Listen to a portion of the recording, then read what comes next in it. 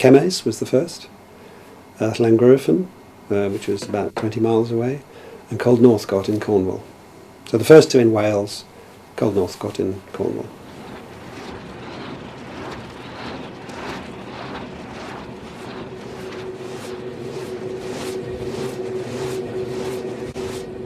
They were looking for a couple of guys to work on a part-time basis during the construction phase, and my name was put forward, and after a brief interview I was taken on. And I think they liked the aspect that I was a local farmer as well. You know, we had one turbine on our land, so there was a bit of an interest there as well. It was such an exciting time. As usual, the contract negotiations go on, and everything is ready but held. And then suddenly the whistle blows and you're off.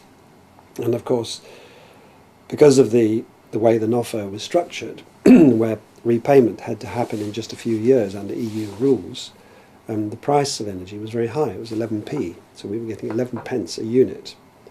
So that any lost time, you were losing revenue, or National Wind Power was losing revenue of 11 pence a unit. So we were under tremendous time pressure to produce more turbines than we'd ever produced before in as short a time as possible.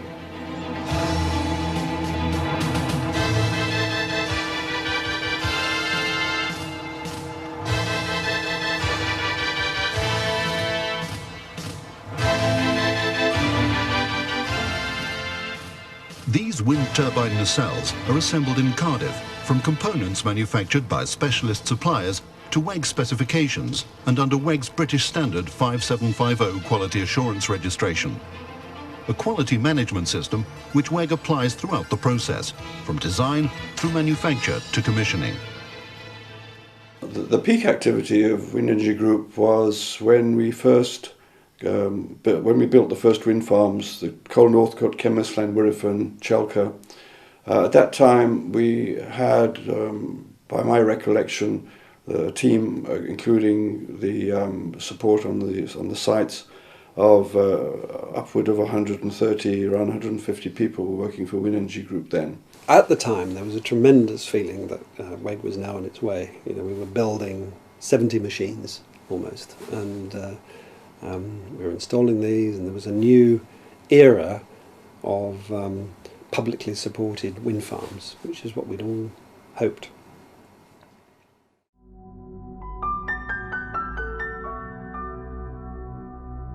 I would say that we are very well respected because of the high availability we get, so they've proven themselves to be excellent turbines over the years.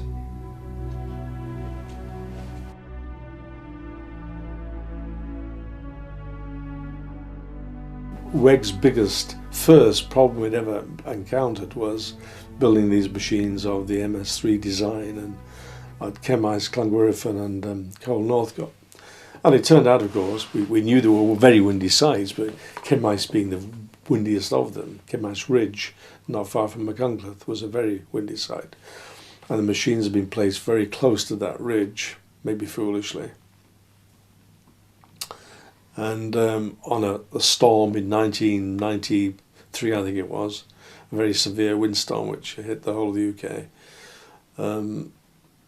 We recorded winds before the anemometers broke at 70 metres per second, about 160 odd miles an hour.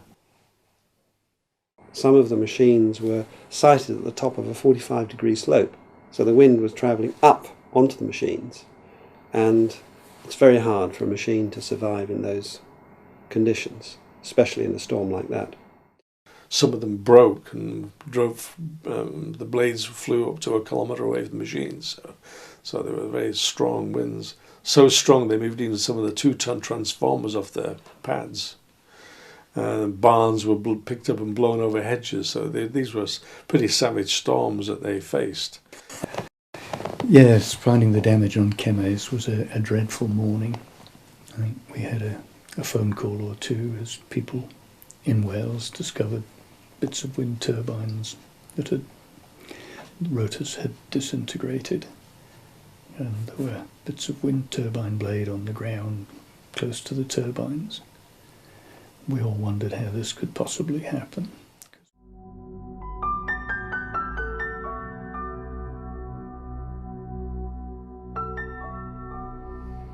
Well, it's never nice to see the turbines that you've built, see some of them damaged. So it wasn't a pretty sight. So there was basically a problem with the design which needed finding out, and unfortunately it was big time damage rather than just one or two. I mean, we could have found out the problem with the pitch linkage on a rather softer basis, and that would have been less traumatic. In my opinion, probably they should have gone the route of the MS3 400, which had two yaw motors, which gave added strength to the yawing operation. These turbines can get blown off wind quite easily. Almost to the hour, in fact it was to the day, 365 days later, a similar storm hit Camas Ridge after we had rebuilt the turbines and re-equipped them with modified design, and they weathered that with no problems, which indicated that as other manufacturers, Wind Energy Group overcame such difficulty as arose through initial design problems.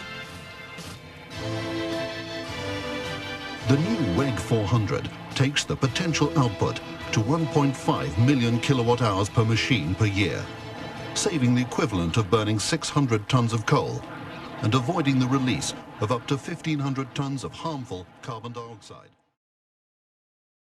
Every company has had its turbine accidents. I mean, I don't believe there's any company who hasn't had some problems with their turbines, and we were no different. We had a problem at Camas. We got the team together and we fixed it, and I think we got a certain amount of credibility because we had fixed it.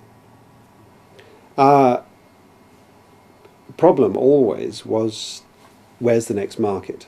And what we did after Camas was to look at further developing that machine, that two-bladed machine. So we stretched it first to the WEG 400 and then 500. So we had a 500 kilowatt version of the MS3.